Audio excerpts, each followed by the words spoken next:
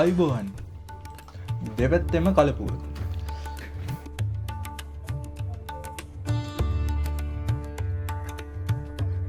ඇතින් තියෙන ඔගොල්ලන්ට පේන ඇති ෆිෂස් හට් එම නැත්ත මාළුවලන කට්ටේ හට්තින මේ පැත්තේ හැමතැනම් වගේ දකින්න පුළුවන්දමයි කලපු පැත්ත පේන ඇති කලපු තියෙනවා මේවැ ගොඩක් කලාවට ඉස්සෝගා කරන ඒවගේම වර ඇතින් පේනවා බෝට්ටු මාළුවල්ලන බෝට්ටු වගේම යාපනයේ නගරේ ඉඳලා ශ්‍රී ලංකාව උතුරු කෙලවරේ අර්ධතීපේ කොළඹ ඉඳලා කිලෝමීටර් 400ක් වගේ උතුරින් මේ නාගදීපේ පිහිටලා තියෙනවා.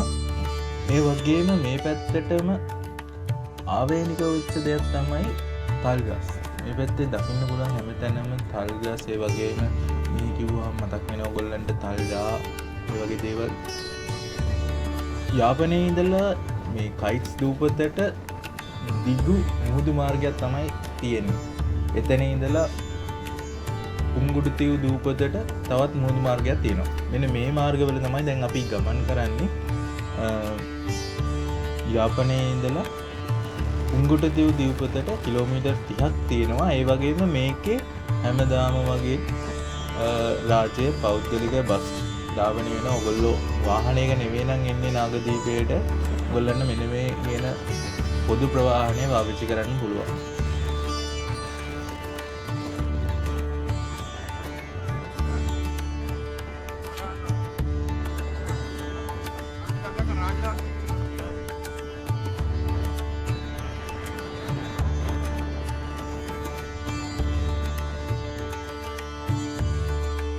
හරි අපි දැන් කෙලින්ම යන් කුරිකට්ටුවන් ජැටියට.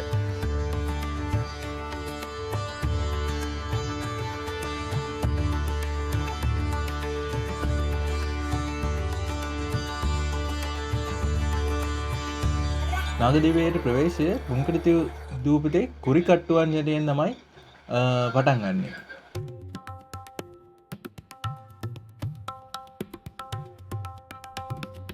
මෙතන ඉඳලා විනාඩි 15න් 15ට වගේ තියෙනවා බෝට්ටු. ඔයගොල්ලන්ට බෝට්ටුවක් යන්න පුළුවන් විනාඩි 15න් 15ට නාගදීපයට බෝට්ටු යනවා දිගටම. අපි යන් බලන්න ඉස්සරහට.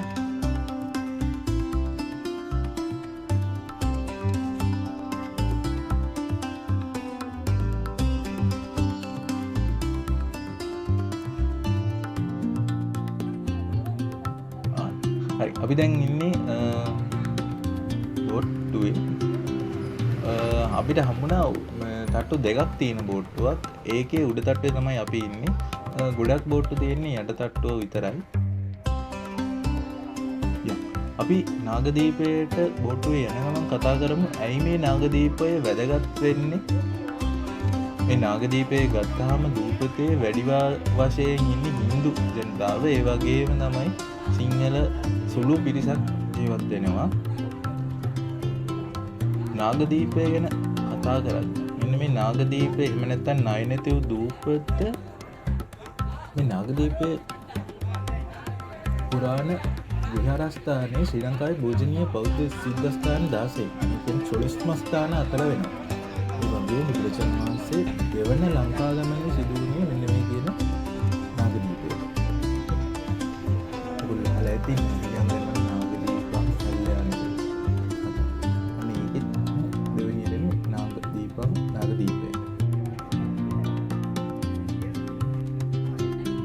මේකට ලස්සන කතාවක් තියෙනවා. ඒ බුදුරජාණන් වහන්සේ දෙවන වරට ලංකා ගමනේ වෙන්නේ බුද්ධත්වයේ පත් වෙලා 5 වෙනි වර්ෂයේදී.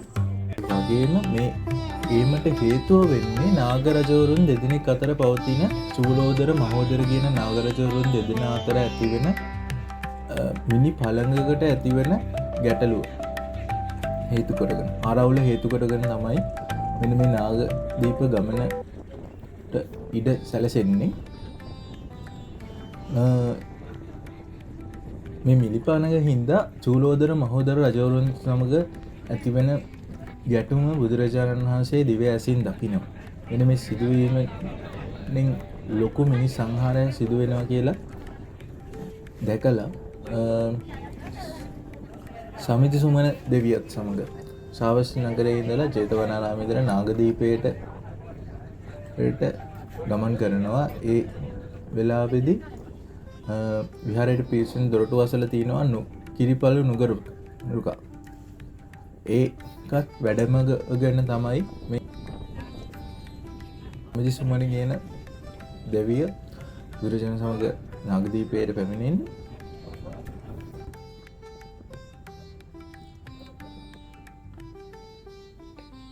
ඊට පස්සේ බුදුරජාණන් වහන්සේ යුද්ධ පිටිය ඉහලින් අහසේ දර්ශනය වෙලා ඊට පස්සේ බුදුරජාණන් වහන්සේ මේ දෙගොල්ලන්ට සමගියේ තියෙන වටිනාකම කොච්චරද කියලා පැහැදිලි කරලා මේ සටන නවත්තනවා.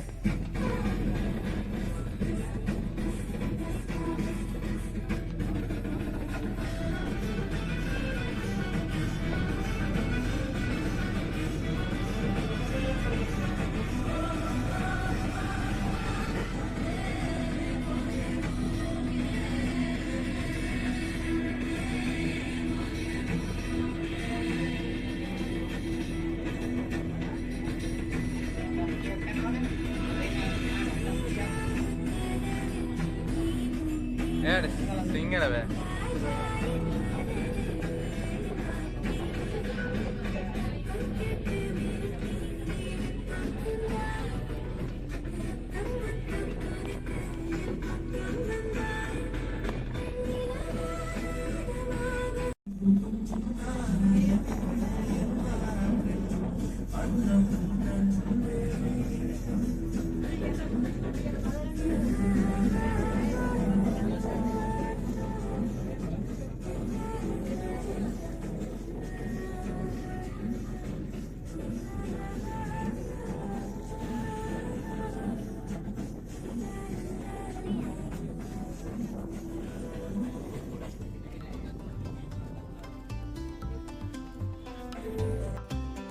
දැන් අපි නාගදීප දුම්බදර ලං වෙලා ඉන්නේ. ඔයගොල්ලන්ට එක පැත්තකින් පේනවා ඇති නාගදීප පුරාණ රජමහා විහාරයේ වම් පැත්තෙන් දකුණු පැත්තෙන් තියෙනවා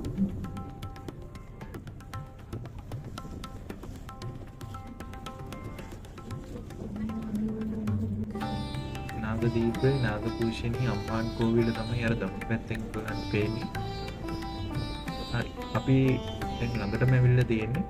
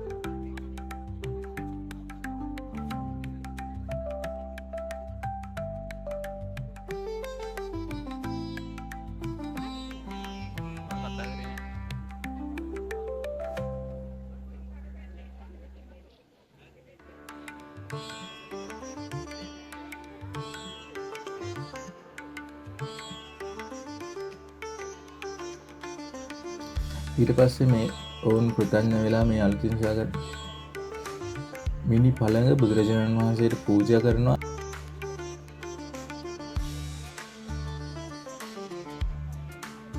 බුදුරජාණන් වහන්සේ නාගරජුන් ආපසු ලබා දීලා මේ දැන් ඔගොල්ලෝ දකින්න තියෙන මේ ස්තූපය රාජායතන ස්තූපය මෙන්න මේ මිනි පළඟ තැන්පත් කරලා තමයි නිමවලා තියෙන කියලා බොහෝ සහි විශ්වාස කරනවා.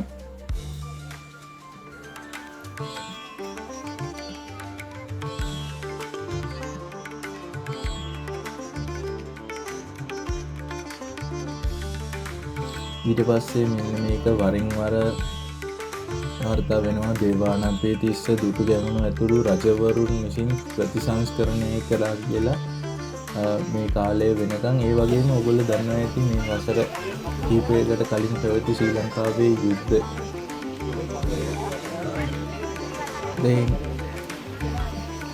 වගේ යටත් විජිත සමය පෘතුගීසි ලන්දේසි බ්‍රිතාන්‍ය යටත් විජිත සමය බොහෝ බෞද්ධ ආගමික විනාශ වෙද්දී නාගදීප විහාරයට එම ඉරණම අත් වුණා. ඒ වගේම මේ තන ප්‍රතිසංස්කරණ අභියෝගයට අම්බලන්ගොඩ සිට පැමිණි රන්දොබේ සෝමරත්න නාහිමියන් නාගදීපයට ගිහිල්ලා රාජායතන ස්ථූනේ සහ කිරිපර නිරීක්ෂණය කරලා මෙන්න මේක වැදගත්කම් බෞද්ධයන්ට ඉස්මතු වෙන්න මෙන්න මේක ප්‍රතිසංස්කරණය කරන.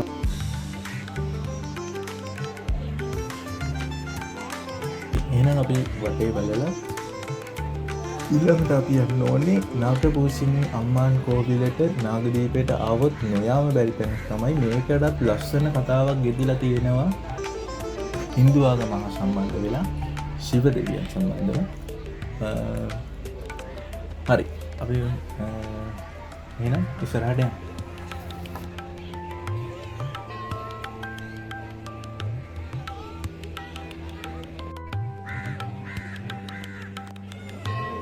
Ya.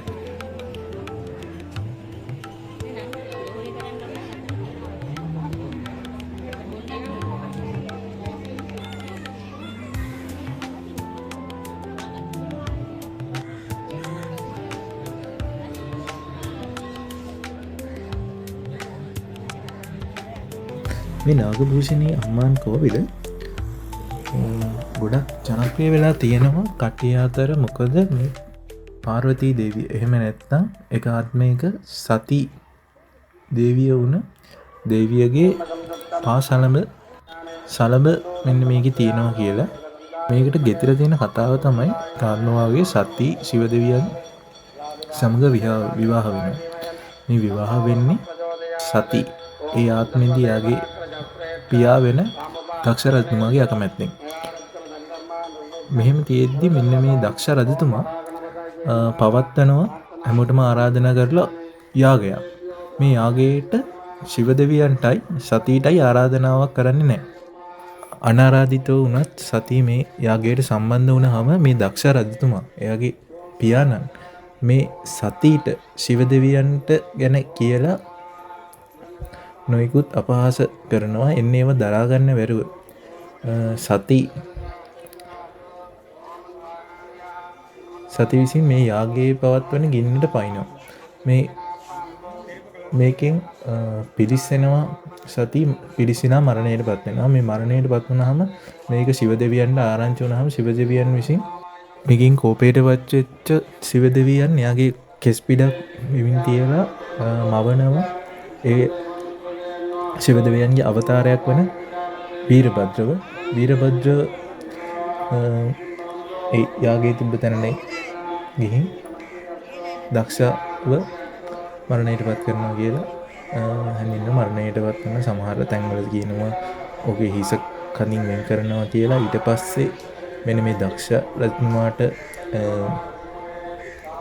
එළු ඔලුවක් ලැබෙන කතාවක් සාහිත්‍යයේ තියෙනවා තැන්වල.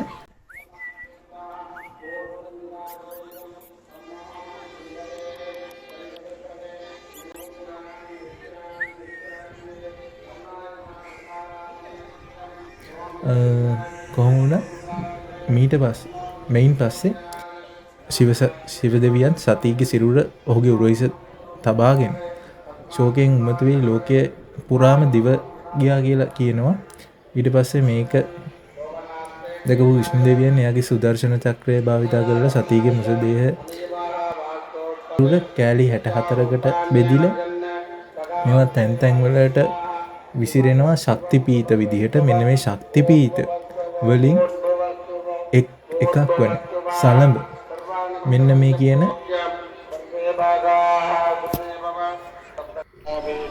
නාගපූජනීය අම්මාන් කෝවිලේ පවතිනවා කියලා තමයි ජනප්‍රවාදවල පවතින්නේ. මෙන්න මේ අවස්ථාවේදී තමයි ශිව දෙවියන් තාණ්ඩව නර්තනය යෙදෙන්නේ මෙන්න මේ උරහිස මත තබාගෙන ඉන්න අවස්ථාවේදී. ඒ වගේම මීට අමතරව විවිධ ජනප්‍රවාද මෙන්න මේ නාගපූජනීය අම්මාන් කෝවිලත් එක්ක යෙතිලා තියෙනවා. හරි අපි ගිහින් බලමු.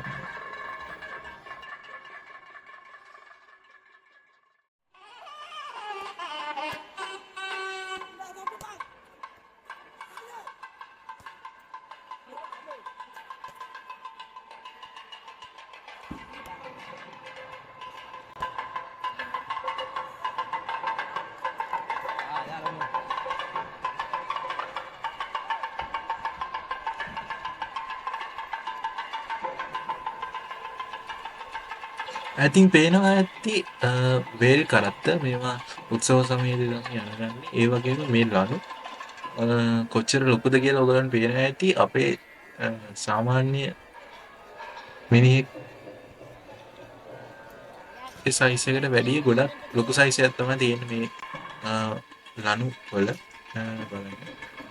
මේ හැමදේම නිර්මාණය කරලා තියෙන්නේ දෙවියන් ගැන නිකම් භක්තියක් ඇති වෙන විදිහට තමයි මේ හැමදේම නිර්මාණය කරලා තියෙන්නේ. හරිම විශ්මිත දේවල් තමයි මේකේ තියෙන්නේ. පිළිමය වල ඉඳන් ඔයගොල්ලන්ට දැක ගන්න පුළුවන් කැටයම් හැමදේම මාර ලස්සනයි.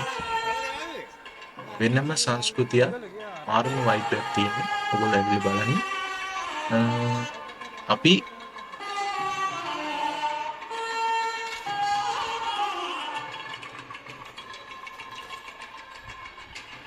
අතරට ගියාද?